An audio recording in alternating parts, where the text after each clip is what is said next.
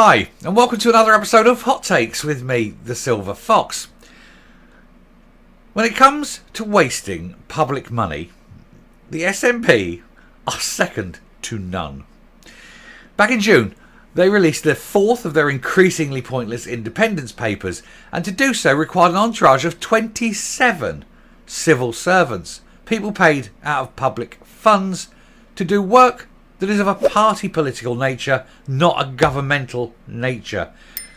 The Supreme Court has said they don't have the competence, they are nowhere near even having a referendum, and yet they seem to think that wasting millions upon millions of pounds on something they cannot achieve in a time frame that's likely to at least be 20 years, and I think that's a priority over the NHS, over social care, over education, over so many other areas of failure.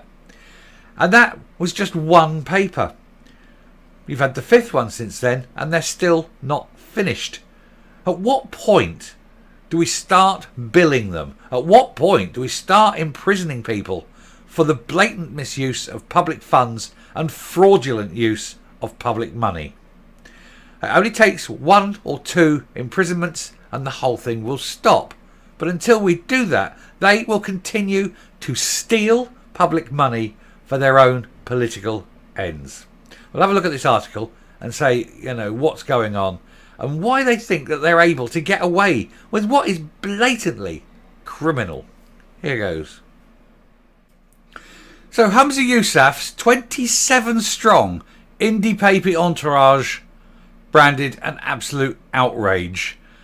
Humza Yousaf is under fire for using 27 civil servants to help him launch a controversial paper on independence. Now remember, he hasn't got independence. He hasn't even got the referendum on independence, and he certainly hasn't won any potential referendum for independence. And yet he's pushing these things out now. It isn't going to happen within his lifetime. There won't be another indie vote for at least another 10 to 15 years minimum.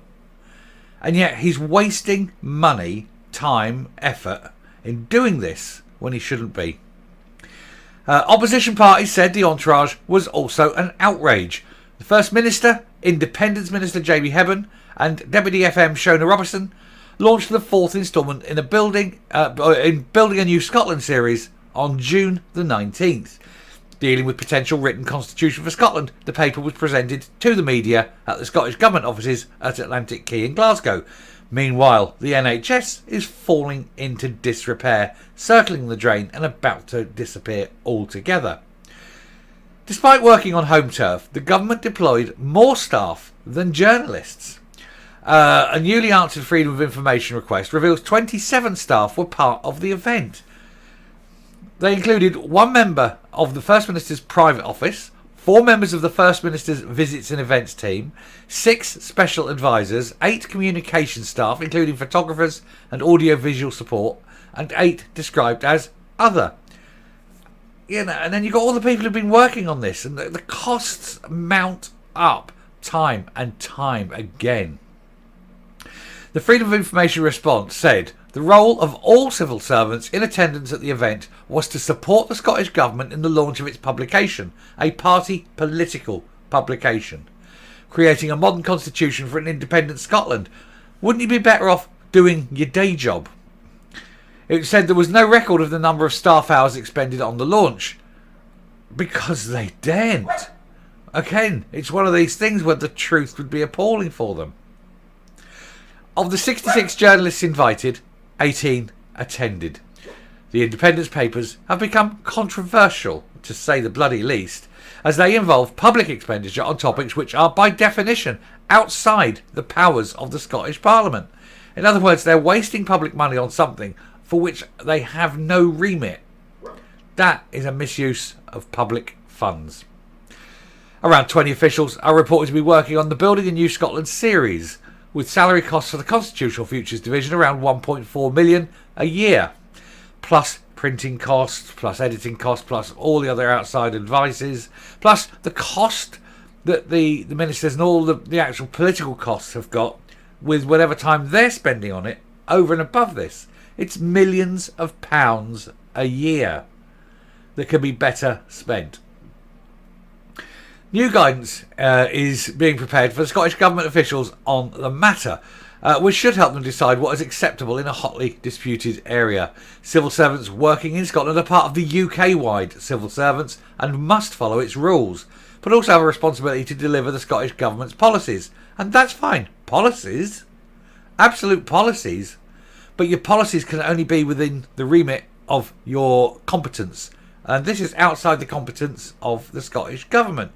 And therefore, it should be a case that any civil servant who's paid for, remember, from Westminster, who is working on anything to do with Scottish independence, must either choose to say, no, this is outside, I'm not allowed by my employer's rules are that we're not allowed to work on this, or they choose to resign from the civil service and work on it in a private capacity. And that, I think at that point you'd find that, well, it would clarify their minds, wouldn't it? Anyway, Mr Youssef and his ministers insist they have a mandate from voters to pursue independence based on the SNP manifesto for 2021, where fewer than half the people in Scotland voted for it. So no, you don't have a mandate. However, any mandate only covers this Parliament, and as there is no realistic prospect of a referendum in this Parliament, the work on independence is being questioned.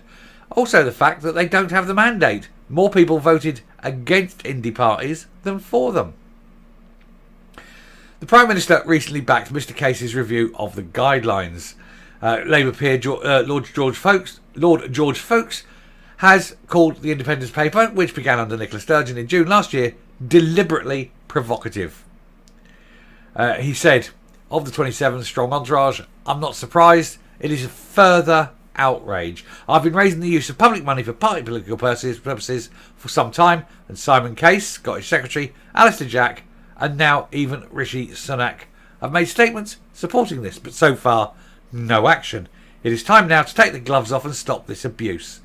Scottish Tory Constitution spokesman Alexander Stewart MSP said, this is a disgraceful misuse of public money and resources, and is therefore a crime, and we need to bill them personally.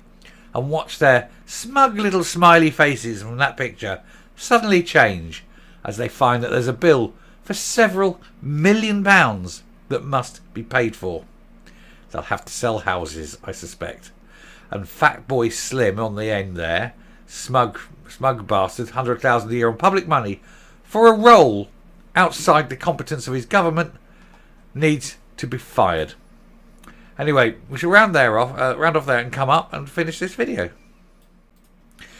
Now, we've said it time and time again about the waste of public money, but actually Jamie Hebbons is the worst. I mean, 100,000 a year, you know, with his expenses, 120,000 a year for a role which is not something that can be delivered by the minister, is outside the competency of the Scottish Government, and has no real purpose. It is really grift. It is jobs for the boys, and it is a way, I think, of artificially putting money into the coffers of the SNP. They are basically stealing, embezzling money from the public purse into their own party funds. This is as simple as that. That's what they are. That's effectively what they're doing by creating that role and employing that man. And it needs to stop, and they need to be billed or imprisoned. I don't care which. Preferably both. Anyway, I stop there. Thank you very much for watching. If you like what you've seen here on the channel, please hit the subscribe button, ring the bell, leave a like, leave a comment. Please share the video. And until next time, stay safe, stay well, and remember, they're all crooks, every single one of them. But some are more crooked than others. Bye.